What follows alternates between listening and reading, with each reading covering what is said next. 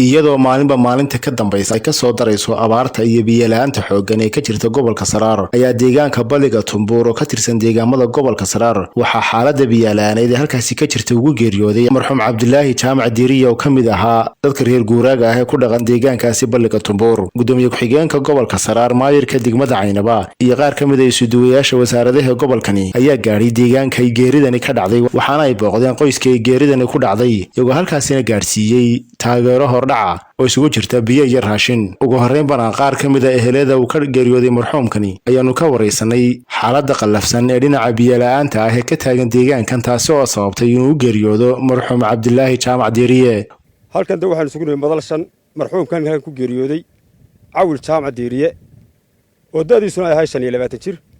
wuxuu ahaa inay yaroo dhowrsan anigu waxaan ahay adeerkiis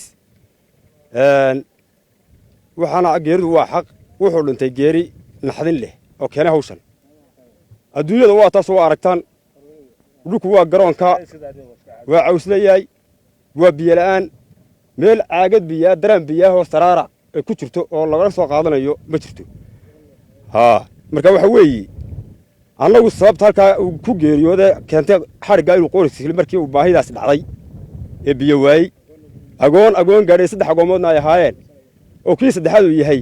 oo qaar xanuunsanayaan oo hooyadooda ay raq tahay oo gabadhii hadda wuxuu baahiyaadka markii hore ay ka maqnaaday baahiyaad daraadii ay kaga carartay markii hawlaha iyo waaya adduunka ay saaw noqdeen welwel baa ku bilaabmay baan anigu markaas leeyahay welwelka ku markuu qofku ku bilaabmo waxyaalo badan buu keenaya anagu markaa waxaan tashuushka kaga dhashay markaas adduunkan xanuunkiisa iyo biyo-la'aanta iyo haraadka iyo baahiyaadka fara badan la yaala isdhaafi aamina aadan waxaan ahay aamina aadan nuur inaan ka dhinto hooyadii baan ahay maxay ahay tooy biyo-la'aanta iyo raashin xumada iyo banta iyo waqtiga iminka inaan ka geeriyooday waa agoontii saddexaad ayaanu nahay waxa uu sabab looga soo dhigayna waa baahi qadar weeye qadar rabbiina weeyaan samir iyo iimaanna waan ka qaatay agoonta yaryar in nalala gacan qabto oo nalala koriyo ayaanu 3 agoomood oo isdaba jooga baanu nahay anigana awoodaydu ma fiicina cimri baan soo maray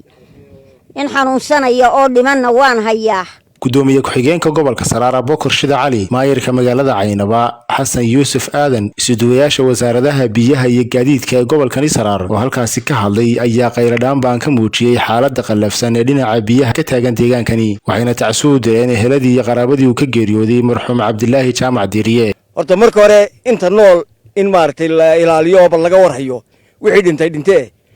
ayaa horta marka hore ku talinayaa oo maartay dadaal la saaro. annagu markii dalal noo sheegay maamul ahaan waan soo gurmanay biyana waanu keennay wixii aanu qaadi karinay raashin ahaana waa keennay haddana halkan way kala fog yihiin markaanu biyaha ku shubnay iyo halka reer ku yaala halkan waxaanu keeni doonaa insha Allah baco inaanu uga qodno iyaga oo biyo gaara u keenno wax allaale wixii barkada ahaan jiray waa mareeyeen wax allaale wax ku jira ma jiraan waa duni ballaaran duni iskaashi badan u baahan weeye dawlad quri waxba kama tari karto dawladda gobolkee ama dawladda hoose ha noqoto ama gobolka ha noqotee iyana waxba kama tari karto waxay u baahan tahay iskaashi dadka muxsiniinta ah ee ilaahay xaggiisa wax sii hormarsadow